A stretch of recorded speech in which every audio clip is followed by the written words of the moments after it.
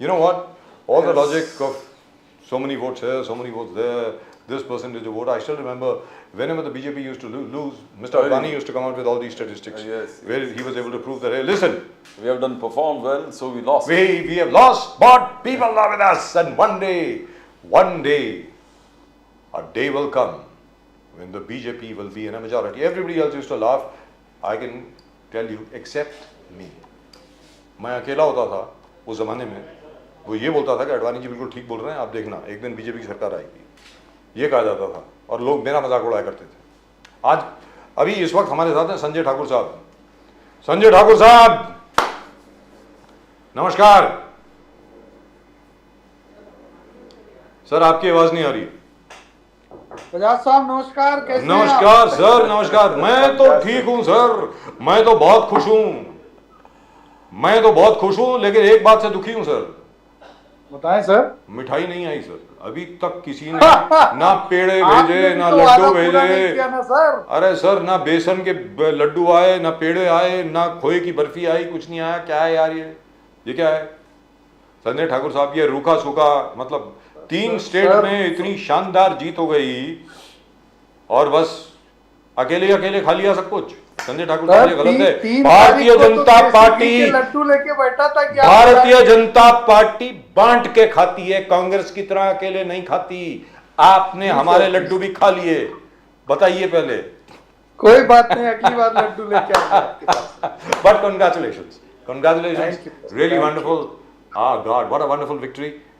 मतलब जहां पर एक्सपेक्टेड भी नहीं था वहां पर जीते। लेकिन एक चीज है, हम लोग यहां पर बोल रहे थे, बार बार बोल रहे थे, वो कहते हैं रिन की चमकार बाहर लगा था कि जो भी जीतेगा बहुत बड़े मार्जिन से जीतेगा साहब, ये कांटे की टक्कर नहीं होने वाली। जिस तरीके से लोग बोल रहे थे ना, कांटे की टक्कर होगी, ये होगा। यहां पर हमने कहा था कि ये जितने पोलस्टर हैं, एग्जिट पोल वाले, ओपिनियन पोल वाले, ये अपनी नौकरी बचाने की कोशिश कर रहे हैं। सीधी बात है, वो वक्त गया जब भारत में कोalition गवर्नमेंट्स होती थी। 2014 के बाद भारत के लोग बहुत अकल वाले हो गए हैं। अगर किसी सरकार को बनाते हैं तो पूर्ण बहुमत के साथ बनाते हैं। अब संजय ठाकुर साहब, आप ये बताएं कि इस जीत का श्रेय आप किसको देंगे, बताएं। नहीं सर, देखिए, इस जीत का श्रेय अनडाउटेबली भारतीय जनता पार्टी के सबसे प्रमुख नेता और भारतीय जनता पार्टी के आधार स्तंभ आदरणीय नरेंद्र मोदी जी और भाजपा की कार्यप्रणाली, भाजपा की नीतियां, और ये निश्चित रूप से मानना पड़ेगा कि इस देश के लोगों का विश्वास, इस देश के नौजवानों का विश्वास, हमारी देश की माताओं बहनों का विश्वास पूरी तरह से नरेंद्र मोदी जी के साथ है और इसीलिए इतनी भारी, इतनी बड़ी जीत हुई। वैसे अगर आपको याद हो तो मैं पहले भी सीना ठोक ठोक के बोलता था कि हर प्रदेश में हम जीतेंगे जी, और जीतेंगे, और तेलंगाना में भी हमारी परफॉर्मेंस अच्छी रहेगी, जो हुआ है। तो राहुल गांधी जी का कहना है, कांग्रेस का कहना है कि you can not discredit the Congress. आप कांग्रेस को डिस्क्रेडिट नहीं कर सकते। 4 स्टेट में कांग्रेस को 10 लाख वोट बीजेपी से ज्यादा मिला है, 40% वोट शेयर मिला है कांग्रेस को। Congress has got 40% of the vote share and the people trust the Congress। और 2024 में this performance is going to magnify। तो हार में भी उनका जीत है, कांग्रेस का कहना। We have won even in defeat। The people are with us, people have voted for us and we have got more votes than the BJP। कैसे देखते हो ठाकुर साहब?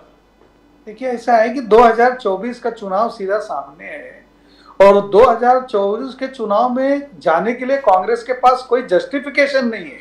ये वही कांग्रेस है जो चुनाव के पहले चिल्ला रही थी कि ये सेमीफाइनल है, 24 का सेमीफाइनल है, 24 का सेमीफाइनल है, और अब जब पूरी तरह से सेमीफाइनल हार गए तो ये लोग नया एक नैरेटिव रोज सेट करने की बात करेंगे। कभी बोलेंगे इतना 9% वोट कैसे बढ़ गया, कभी बोलेंगे कि इतनी ज्यादा वोट तो महिलाएं दे नहीं सकती हैं। ये कांग्रेस के लोगों का कोई मतलब नहीं है इनकी बातें सुनने का। ये पागल हो चुके हैं और ये इसी तरह की नई नई बातें करते रहते हैं। एक नया जस्टिफिकेशन ढूंढ रहे हैं, अपने आप को समझा रहे हैं 24 के चुनाव में जाने के लिए। हम कांग्रेस को वैसे भी डिस्क्रेडिट नहीं करना चाहते, हम पूरी क्रेडिट राहुल गांधी को देना चाहते हैं। भारतीय जनता पार्टी की जीत में एक भूमिका राहुल गांधी की भी होती है, जो खुद ही चुनाव के पहले बैठ के प्रेस कॉन्फ्रेंस में मान लेते हैं कि राजस्थान में भी सरकार जा रही है, छत्तीसगढ़ में भी सरकार जा रही है, हमारी भाषा बोलने लग गए थे। इसका मतलब कहीं ना कहीं उनको एहसास हो गया था कि हाँ, हमारी सरकारें तो जा रही हैं और भारतीय जनता पार्टी आ रही है। ऐसा बोला तो था उन्होंने, कोई दो राय नहीं। प्रेस कॉन्फ्रेंस में बोला था, सबके सम्मुख बोला था कि ऐसा होने वाला है। ऐसी बात तो नहीं है। लेकिन एक चीज तो है कि इसमें राम जन्मभूमि और हिंदुत्व की जो भूमिका रही है, इसके ऊपर ज्यादा लोग बात नहीं कर रहे, लेकिन मुझे लगता है कि सबसे बड़ी चीज वो रही है। ठीक है, भारतीय जनता पार्टी का आपका रोल भी रहा है, मध्य प्रदेश में मामा जी की सरकार ने बहुत अच्छा काम भी किया है, इसमें कोई दो राय नहीं है। लेकिन हिंदुत्व और राम जन्मभूमि और प्राण प्रतिष्ठान पूजा जो आप करने वाले हैं 22 जनवरी 12:22 को 2024 में, इसका भी बहुत बड़ा प्रभाव रहा है संजय ठाकुर जी। नहीं, देखिए, ये तो प्रभाव रहेगा ही बजाज साहब, क्योंकि ये बहुत छोटी मोटी लड़ाई नहीं है। ये लड़ाई तो बहुत बड़ी थी और कितने वर्षों की लड़ाई है आप जानते हैं। 550 साल 550 साल हमारे ऐसे ऐसे धर्म गुरुओं ने, हमारे गुरुओं ने ऐसी ऐसी कुर्बानी दी, हमारे संतों ने इतनी बड़ी बड़ी कुर्बानी दी, अपने परिवार के परिवार इसमें अर्पण कर दिए इस यज्ञ की आहुति में, एक विचारधारा के खिलाफ लड़ने के लिए और अपनी विचारधारा को, सनातन परंपरा को बनाए रखने के लिए। तो सनातन परंपरा एक पद्धति, एक विचारधारा है जो खत्म नहीं होती किसी के खत्म करने से। और 550 साल की लड़ाई के बाद अगर भगवान श्री राम लला जहां जन्म हुआ था उनका वहां पे प्रतिस्थापित किए जा रहे हैं अपने घर में, अपने घर से उनको बाहर निकालने का जो कुत्सित प्रयास किया गया था, जिसमें दुर्भाग्य से इस देश की बहुत समय तक राज करती रही, इस देश में राजनीतिक पार्टियां भी इन्वॉल्व रही और एक षड्यंत्र के तहत काम करती रही। उनके षड्यंत्र को तोड़कर जब भारतीय जनता पार्टी और भारतीय जनता पार्टी के नेता नरेंद्र मोदी ने इस चीज को, ये दिन दिखाया ईश्वर ने हम लोगों को, तो निश्चित रूप से भारत का जनमानस, भारतीय सनातन परंपरा को मानने वाले लोग, उनमें इसका परिणाम तो दिखेगा ही दिखेगा। लेकिन एक चीज आप भूल गए प्रदीप जी, ये सवाल बहुत इंपॉर्टेंट है जो मैं पूछने जा रहा हूं। 165 साल पहले 1858 में नवंबर का ही महीना था, नवंबर का ही महीना था सर, 25 निहंग सिखों ने अपनी जान की कुर्बानी दी थी अयोध्या में राम जन्मभूमि पर। जब वो अंदर घुसे थे बाबरी मस्जिद के, जो उस वक्त मस्जिद थी, और वहां पर उन्होंने हवन करवाया था, तो उनको भी मत भूलिएगा सर। 25 निहंग सिख थे जिन्होंने सबसे पहले कहा था कि ये श्री राम की जन्मभूमि है, यहां पर मस्जिद कैसे हो सकती है। संजय ठाकुर जी, मैं तो जिक्र ही कर रहा हूं कि 550 साल की लड़ाई में सिख धर्म के गुरुओं ने अपना सब कुछ समर्पित कर दिया, अपना सब कुछ न्यौछावर कर दिया, जिन्होंने अपनी वो वीर माता, जिन्होंने अपने सामने अपने बच्चों को दीवार में चुनते, वो इसी विचार के लिए, एक इस सनातन परंपरा की रक्षा के लिए की गई कुर्बानी थी बजाज साहब जी। न हिंदू भूला है, न सनातन धर्म भूला है, न हम सब भूले हैं उस कुर्बानी को। इसीलिए मैंने कहा कि हमारे गुरुओं ने, हमारे संतों ने इतनी बड़ी बड़ी कुर्बानी दी है इस दिन के रक्षा के लिए, और आज फिर से वो दिन आया है जब हम लोगों को नसीब हुआ है। तो निश्चित रूप से हम अपने पूर्व में किए गए सभी गुरुओं, सभी संतों, सभी महान आत्माओं जिन्होंने इस मिशन को बचाने के लिए अपनी कुर्बानी दी, उन सबको नतमस्तक होके हृदय से प्रणाम करते हैं और उन सबका शुक्रिया अदा करते हैं कि आप लोगों की कुर्बानियों की वजह से आज ये दिन आया है हम लोगों के जीवन में। ठाकुर साहब, the one thing the Congress blames you for using Hindutva, बोले कि आपने हिंदुत्व को बहुत फायदा उठा लिया, not only Madhya Pradesh but Rajasthan also. आपने पीएफआई, आपने लोगों को कहा कि पीएफआई को खुला छूट है, you left PFI free. Police बंदोबस्त और गवर्नमेंट सपोर्ट के माध्यम से वो पूरे, अमित शाह जी का कहना था कि सब जगह मोर्चा लेके जाना, डेमोन्स्ट्रेशन लेके जाना, हर चीज कर रहे हैं। उनको कन्हैयालाल मर्डर केस को याद दिला दिया। आज तक special court, only NIA filed the case and the Gehlot government didn't have a special court. 18 महीना languishing and the trial is still going on. Kanhaiyalal को जस्टिस नहीं मिला। तो बार बार इस चीज को आप लोग हिट करते रहे, तो लोग अच्छे जो फैसिलिटीज दे रहे थे वो भूल गए। 50 लाख तक का इंश्योरेंस लोगों को दे रहे, भूल गए। 200 यूनिट गहलोत साहब दे रहे थे। तो the Hindutva plank has worked Thakur साहब इन राजस्थान वेरी मच। देखिए नामगियार साहब, कांग्रेस को शुक्र मनाना चाहिए कि हमने आज की जो घटनाएं, आज वहां पे जो उनके राज्य में जो घटनाएं हो रही थी उनका जिक्र किया। हमने तो 84 के बेरहम दंगों का जिक्र नहीं किया जी। हमने भागलपुर दंगों का जिक्र नहीं किया। वो दंगे जो है वो भुलाने जैसे हैं क्या? हाशिमपुरा जिसमें मलियाना, मानवता शर्मसार हो गई हो। हाशिमपुरा कश्मीर का मलियाना हमने जिक्र नहीं किया, जी। क्या उसको कभी भुलाया जा सकता है क्या? हमने तो आज भाई, अगर कन्हैया लाल का सर काटा गया, दिन दहाड़े काटा गया, तो हम भूल जाएं उसको, हम अपनी बात ना करें और तुम देश को एक प्रधानमंत्री दो जो खड़ा होके कहे कि इस देश के संस्थानों पर, इस देश की सारे संसाधनों पर पहला अधिकार माइनॉरिटीज का है। वो कह सकते हैं, वो हिंदुओं की भावना को असुरक्षित कर सकते हैं, जनमानस को असुरक्षित कर सकते हैं, लेकिन हम जो कालांतर में घटनाएं हुई हैं उसका भी जिक्र न करें, तो ये कौन से साधुत्व की हमसे ये अपेक्षा कर रहे हैं कांग्रेस के लोग, जिन्होंने हमारी माताओं बहनों को, हमारी भाइयों को, हमारे नस्लों को सरेआम जला डाला, काट डाला, मार डाला। इनके मंत्री, इनके नेता इन्वॉल्व होके उंगली दिखा दिखा के जो लोग मार रहे थे, काट रहे थे, जो लोग बरगद का पेड़ गिरा के भूचाल ला रहे थे, वो लोग आज हमसे ये बात करते हैं। उनको नैतिक अधिकार है क्या ये बात करने का? आगे जाके अमित शाह जी ने हर मंच पर आगे जाके कहा कि ये जो 4% रिजर्वेशन है, बीजेपी सरकार जो मुस्लिम रिजर्वेशन है उसको हटा देगा। They will see that this cause becomes null and void, and ये 4% हम लोग ओबीसी, एससी और एसटी को देंगे। और ये बहुत बड़ा प्रभाव पड़ गया। उनका कहना है कि एक तो वो अपने पोलराइज कर दिया कम्युनिटीज को, और दूसरा ओबीसी समाज, एससी एसटी समाज को आपने बोला, लोग दिया कि ये 4% आपने जोड़ने वाले। So there are magnified effect in all the OBC communities और एससी एसटी कम्युनिटीज। तो देश ये ठीक नहीं था, ये ठीक नहीं था। 4% रिजर्वेशन आप रद्द करने वाली बात कर रहे हो, राइट ऑफ करने वाली बात कर रहे हो, that's wrong as per the Congress. Congress करे तो चमत्कार, हम करते तो व्यभिचार। अरे भाई साहब, जिन लोगों ने इस देश पर 750 साल तक, 250-300 साल तक एक छत्र राज्य किया हो, उनके लोगों को आप पहले आरक्षण दे दो। लेकिन जो जन्मांतर से दबे कुचले पिछड़े हैं, जिनको पूछा नहीं गया है, जिनकी दुर्गति हुई है, जो शिक्षा में पीछे हैं, जो भुखमरी से परेशान है, अगर उनको देने की बात की जा रही है तो उसमें क्या बुरा कहा जा रहा है? उसमें कोई बुराई नजर नहीं आनी चाहिए। और कौन सी ऐसी केंद्र सरकार का कौन सा ऐसा कार्यक्रम है जिस कार्यक्रम के तहत किए गए कार्यक्रमों में हमने धर्म और जाति देखकर हमने लाभार्थी तय किए हैं? भारतीय जनता पार्टी की सरकार कभी ऐसा काम नहीं करती।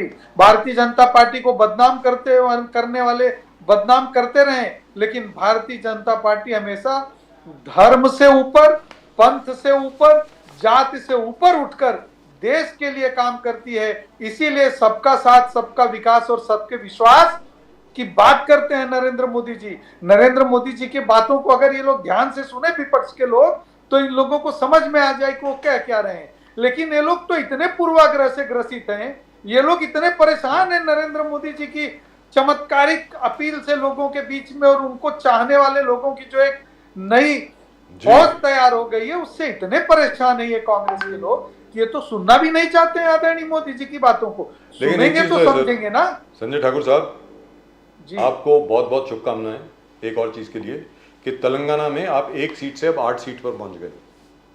और मुझे लगता है कि 5 साल के बाद भारतीय जनता पार्टी की स्थिति कुछ और होगी, जो लोग अभी समझ नहीं रहे हैं शायद। जबरदस्त, ब्यूटीफुल परफॉर्मेंस है, मानना पड़ेगा। और यहीं पर आपके भारतीय जनता पार्टी के काफी प्रवक्ता हैं जिन्होंने आकर के कहा था कि ऐसा होगा। उस वक्त हम लोगों को विश्वास नहीं हो रहा था, यार तेलंगाना में कैसे हो सकता है, लेकिन हुआ, आप लोगों ने करके दिखाया। फैंटास्टिक। सर मैंने खुद ने कहा था जी, आपने के चैनल पे कहा था जी, कि अभी तो एक टाइगर है जी, अभी वहां 10 टाइगर आने वाले हैं, ये मैंने आपके चैनल पे कहा है जी, कहा। But this, how did it happen Telangana में? क्योंकि देखिए साहब, ये बात तो बिल्कुल दुरुस्त है कि जो संघ का संगठन है उसके बारे में तो हम लोग जानते हैं। देश का कोई ऐसा कोना नहीं है जहां पे संघ का संगठन फैला नहीं है। और भारतीय जनता पार्टी का जो संगठन है आज की तारीख में, उसका कोई तोड़ नहीं है, कोई जोड़ नहीं है, कोई कंपैरिजन नहीं है, सीधी बात है। इसका मतलब ये हुआ कि आज जो लोग नॉर्थ साउथ डिवाइड की बात कर रहे हैं कि नॉर्थ जो है वो बीजेपी के साथ है और साउथ जो है वो एंटी बीजेपी है, शायद they may be in for a surprise. मुझे ऐसा लग रहा है कि लगता है कि केरल में शायद अगला चमत्कार होगा। संजय ठाकुर साहब, ऐसा कुछ है क्या? बिल्कुल होगा। देखिए बजाज साहब, क्या है कि कांग्रेस और कांग्रेस समर्थित लोग जिस तरह के गठबंधन बनाते हैं और जिस तरह से लगातार सनातन को गाली दे रहे हैं, ये लोग कहते हैं कि बीजेपी का, हम बीजेपी क्या कर रही है?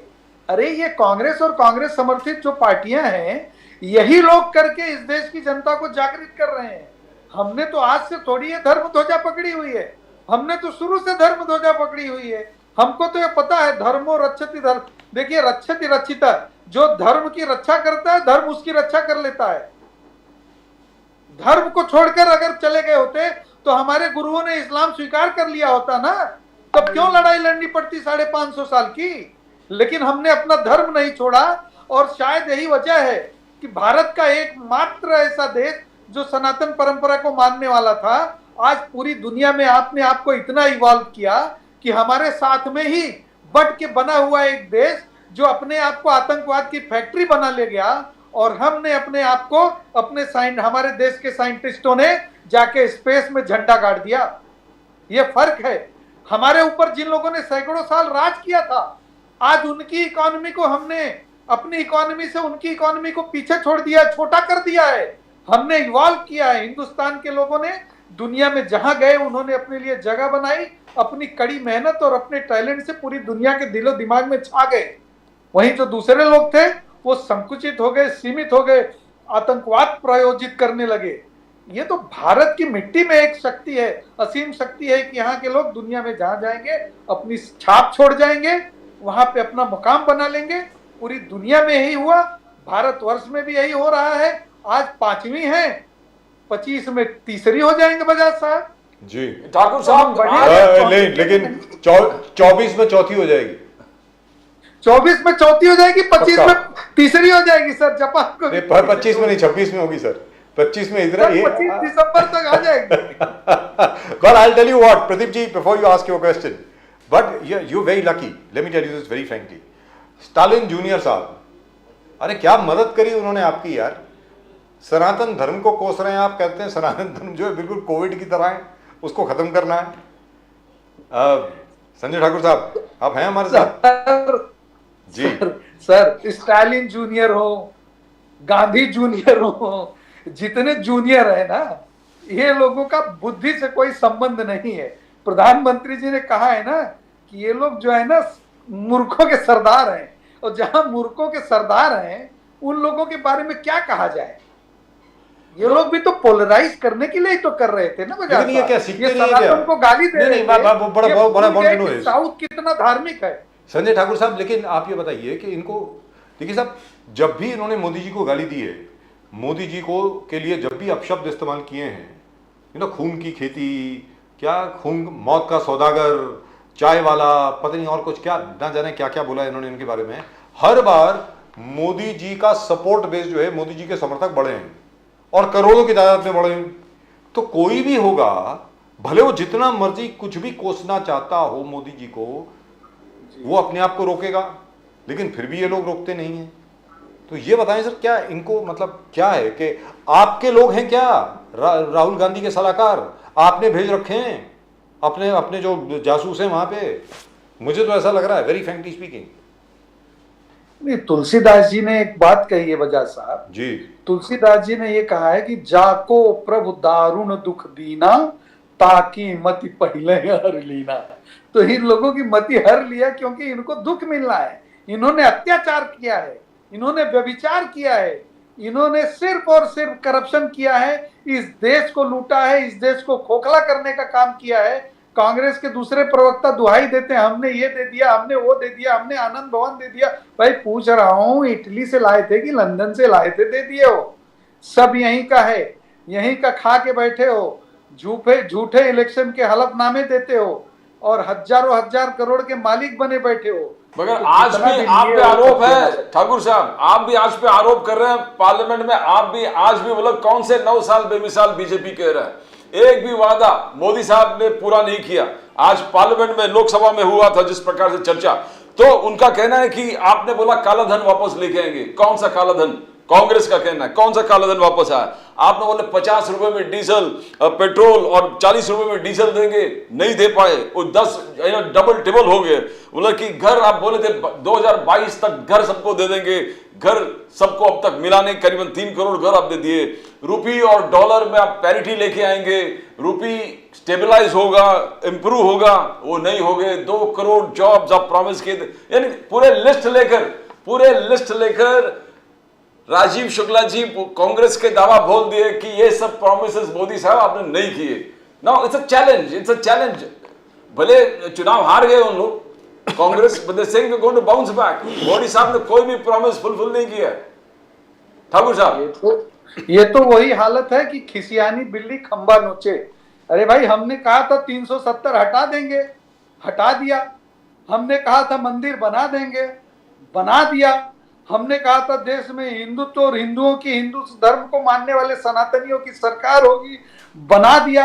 इस देश के सनातनी 2 रुपया और महंगा डीजल खरीदने के लिए तैयार हैं, लेकिन देश का जिस तरह से विकास हो रहा है, देश की इंफ्रास्ट्रक्चर जिस तरह से बढ़ रही है, और जब अगर हमने कुछ किया ही नहीं तो देश की इतनी बड़ी, अरे जो ब्रिटिश लोग आपके ऊपर राज किए, वो ब्रिटेन के लोग जो इतने सैकड़ों साल तक आप पे राज किए, आपको लूट के लेके गए थे, उनको भी हमने पीछे छोड़ दिया। इतनी बड़ी इकोनॉमी बन गई, हमने चांद पे पहुंच गए, चांद के दक्षिणी ध्रुव पे उतर गए जहां दुनिया का कोई आदमी नहीं उतरा। तो ऐसा है ना, बहुत सारी ऐसी चीजें कर दी जो कभी कल्पना नहीं की जा सकती थी। तो ये लोगों के पेट में दर्द वो है। ये लेकिन यहाँ पर आप मैं फिर बोल रहा हूँ, आप बहुत किस्मत वाले हैं साहब। जो सवाल पूछने चाहिए कांग्रेस वैसे पूछती नहीं है, क्यों नहीं पूछती मुझे मालूम नहीं है। एक चीज़ है संजय ठाकुर साहब, अभी वो मौका नहीं है, लेकिन फिर भी क्योंकि आपने बात छड़ी इसलिए मैं मतलब पूछ लेता हूँ। 3 स्टेट में आप जीते हैं, ज़बरदस्त। तेलंगाना में भी आप जीते हैं एक तरीके से, ये जीती है 1 से 8 तक पहुँचना यार, ज़बरदस्त, फैंटास्टिक। और मिजोरम में 1 से 2 सीट हो गई आपकी और कांग्रेस की सिर्फ 1 सीट रह गई है मिजोरम जैसे स्टेट में। Can you imagine that? It's a totally Christian state. 2 seats for the BJP, unheard of, मतलब कोई सोच नहीं सकता है। लेकिन सर यहाँ पे मेरा एक सवाल आपसे है, हम लोगों ने नरेंद्र मोदी जी की हमेशा हिमाकत की, हमेशा हम लोगों ने ये कहा कि नरेंद्र मोदी देश के बहुत अच्छे प्रधानमंत्री बनेंगे। In fact this show, the RKB show, was the first show to say in 2002 December that Mr. Modi will make a great prime minister. उस वक्त बात भी नहीं चल रही थी, कोई बात नहीं कर रहा था। हम लोग सबसे पहले लोग थे जिन्होंने ये सर्वे कैरी किया था, will you support mister Modi for the post of prime minister. I still remember that. उस वक्त हम लोग सहारा में थे।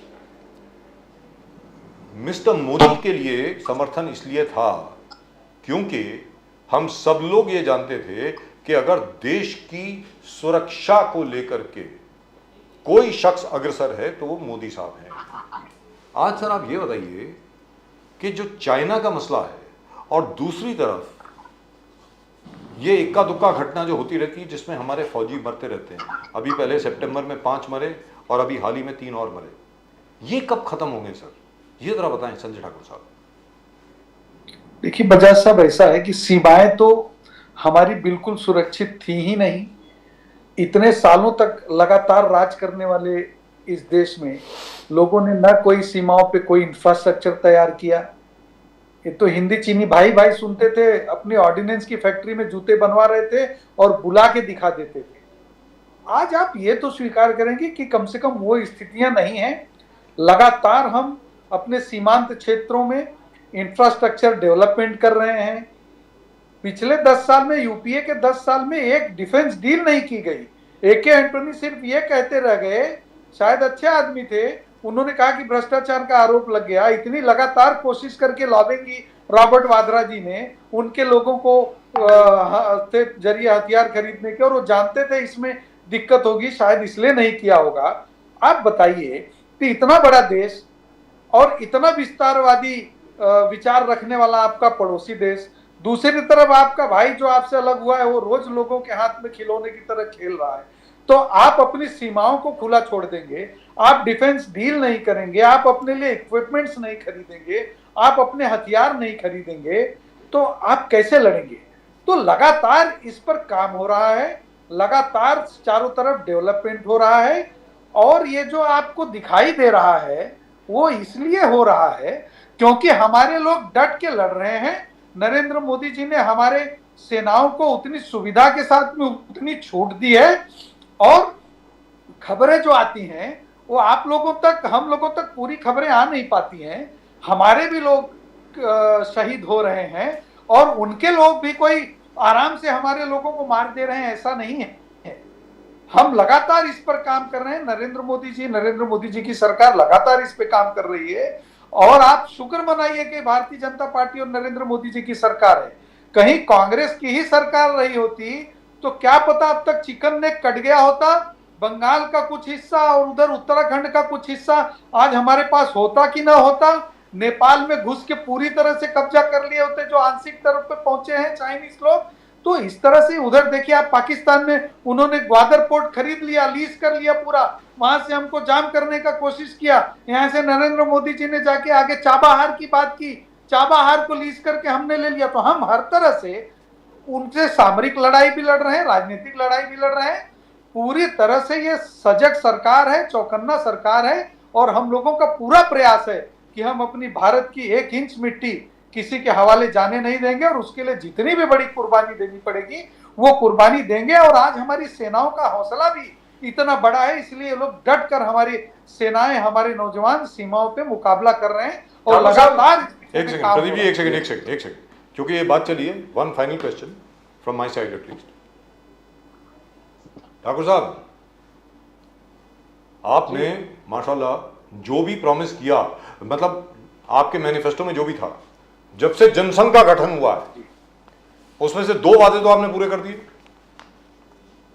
जी।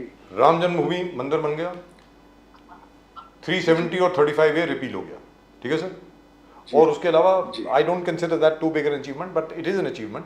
ट्रिपल तलाक जो है, वर्बल ट्रिपल तलाक आप लोगों ने बैन कर दिया। अब बचा क्या? यूनिफॉर्म सिविल कोड जी। Uniform civil code has to come. Number 2, Pakistan occupied Kashmir has to return to India. ये दोनों चीज कब होंगी? देखिए बजाज साहब, जहां तक कॉमन सिविल कोड की बात है तो सरकार उस पर काम कर रही है, और बीजेपी रूल्ड बहुत सारे स्टेट्स में ये प्रयोग शुरू भी कर दिया गया है।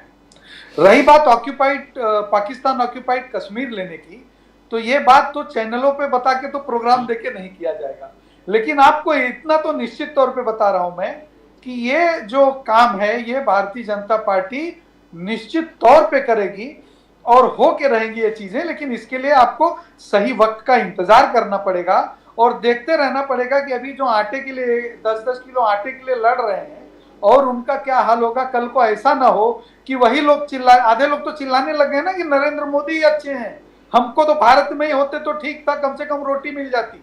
तो वो समय भी आएगा जब पाकिस्तान ऑक्यूपाइड कश्मीर भी ले लेंगे और भी क्या क्या ले लेंगे, वो समय बताएगा। अभी इसके बारे में कुछ कहना ठीक नहीं हो। ठाकुर साहब, मध्य प्रदेश में योर फंटास्टिक अचीवमेंट, जिस प्रकार से आप कहेंगे कि किस प्रकार से मोदी और अमित शाह ने प्लानिंग किया। आप सेंट्रल यूनियन कैबिनेट मिनिस्टर्स को लेके वहां पर असेंबली के चुनाव लड़ाए, आप प्रहलाद पटेल जी को लाए, तो नरेंद्र सिंह तोमर को लाए, विजय वर्गीय को लाए और बहुत सारे एमपीज को लेके लोकल असेंबली इलेक्शंस लड़ाए, and you won it, you unthinkable. और दूसरा आपने ऐसा ये भी कर दिया कि ये संगठित जीत है और ये सबका इसमें हाथ है, नॉट ओनली शिवराज सिंह जी। तो आज के तारीख में आपके पास सीएम के दावेदार बहुत हो गए, सेंट्रल कैबिनेट से आने वाले भी दावेदार हो गए, लोकल भी 2-3 दावेदार हो गए। तो दुविधा ये दुविधा है कि किसको सीएम बनाए। तो how you going to handle this? First, ये प्लानिंग किस तरह की और बहुत खूबसूरती से आपने एक्सिक्यूट कर दिया, and you one the MP elections,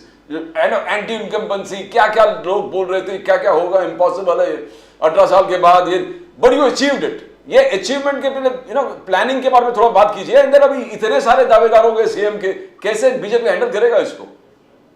नहीं, ये देखिए, ये तो बीजेपी की सेंट्रल कमेटी, आदरणीय नरेंद्र मोदी जी और आदरणीय अमित भाई और उनके साथ जो सेंट्रल कमेटी में उनके सहयोगी हैं, उन लोगों ने मिलकर इन चीजों को तय किया था। और बीजेपी में जो भी मामला होता है वो बहुत सोच समझ के और बहुत तौर तरीके से होता है।